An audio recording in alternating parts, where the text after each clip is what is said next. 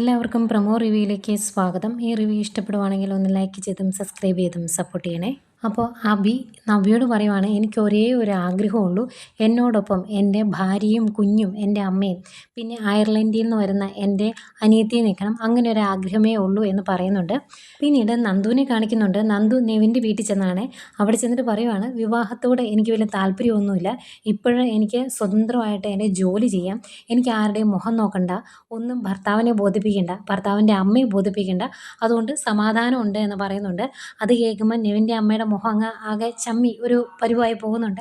പിന്നെ ആദർശിനെ കാണിക്കുവാണ്. ആദർശ് നയനയോട് പറയുവാണ്, ദുബായിൽ നിന്ന് ജിഎം വിളിച്ചായിരുന്നു, അവിടെ ബിസിനസ്സൊക്കെ ആകെ കുളമായി കിടക്കുക, എനിക്ക് അവിടേക്ക് ഒന്ന് പോകേണ്ടി വരും എന്ന് പറയുമ്പം നയനയ്ക്ക് എന്തോ സംശയം പോലെയൊക്കെ കാണിക്കുന്നുണ്ട്. പിന്നീട് വീട്ടിൽ വരുന്ന ആദർശ് നയനയോട് പറയുവാണ്, ഇനിയും കാര്യങ്ങൾ കൈവിട്ടു പോയിട്ടുണ്ടെങ്കിൽ നമുക്ക് നവ്യനെ തിരിച്ചു പിടിക്കാൻ വേണ്ടി സത്യങ്ങളൊക്കെ തുറന്നു പറയേണ്ടി വരുമെന്ന്. ഇത് കഴിഞ്ഞ് എന്തോ കേട്ട് ആകെ ടെൻഷൻ അടിച്ച് നിൽക്കുന്ന നവ്യയെ കാണിക്കുന്നുണ്ട്. ഇനി ആദർശ് പറഞ്ഞതാണോ കേട്ടത് എന്നറിയത്തില്ല. ശരിക്കും നവ്യ ഈ കാര്യങ്ങളൊക്കെ അറിഞ്ഞിട്ട് അറിയാത്ത പോലെ അബിയുടെ കൂടെ നിന്ന് പണി കൊടുക്കുകയാണെങ്കിൽ കുറച്ചുകൂടെ ഈ കഥ ഒന്ന് ഇൻട്രസ്റ്റ് ആയേനെ.